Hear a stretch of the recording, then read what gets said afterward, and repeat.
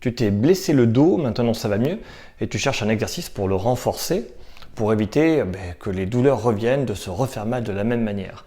Un petit exercice qui est sympa et qui est facile à faire. Oh, moi j'ai pris en penchant en avant, donc essaie de blesser un peu sur les pieds si tu peux. Donc c'est simple, je prends, là c'est un poids, mais je peux prendre un pack d'eau par exemple, donc 1 litre c'est 1 kg, et tout simplement là je me tiens droit, puis je descends et je remonte. Pas besoin d'aller très loin, pas besoin d'aller très très bas. Si je vais trop bas, j'ai bougé mon corps à droite ou à gauche. Là, ce qui nous intéresse, c'est de travailler les stabilisateurs latéraux. Donc je descends, puis je remonte. Et c'est tout, j'ai juste à faire ça. Tout simplement. Donc j'en fais un petit peu. Et puis au bout d'un moment, je sens qu'ici, je vais fatiguer. Hop, je change de côté.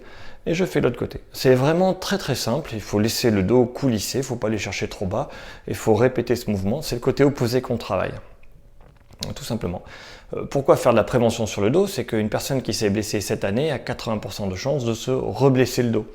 Et donc plus on se blesse le dos, plus les chances augmentent et plus le temps et le répit qu'on a entre chaque blessure diminue. Donc il faut vraiment bien faire sa rééducation.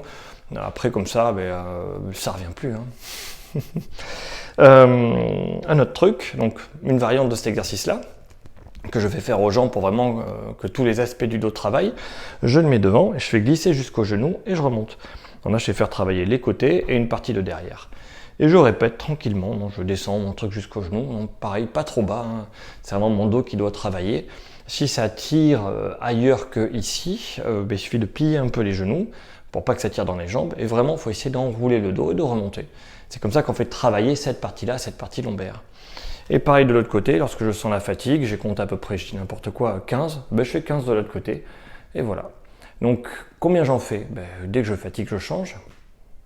Et l'idée, c'est que je m'adapte sur le côté qui est le plus faible. Donc si là j'en fais 10 et là j'en fais 30, et là je vais en faire que 10. Et là j'en fais que 10, jusqu'au moment où ça va s'équilibrer, j'arriverai à 30. Et dans ce cas-là, après je continue à progresser. Il faut que le dos progresse ensemble dans les exercices, sinon ça ne marche pas. On va avoir un déséquilibre. Et après une variante aussi, c'est je mets derrière ma cuisse, je descends et je remonte. Je me tourne pour voir. Je suis ici, tout simplement. Je descends et je remonte. Et je descends et je remonte. Et là, ça fait travailler cette partie-là, les abdos sur le côté et le côté du dos. Voilà, j'en fais quelques-uns. Pareil, je peux plier les genoux si j'ai peur d'avoir mal ailleurs. Un tout petit peu, juste pour les déverrouiller. Et je fais l'autre côté. Voilà, donc un exercice simple pour gagner le dos. Dites-vous qu'on le fait cet exercice-là en absence de douleur, lorsqu'on a stabilisé les blessures aiguës. C'est-à-dire après, si on a fait tout comme il faut, c'est après 3 semaines d'une blessure où je me suis fait mal.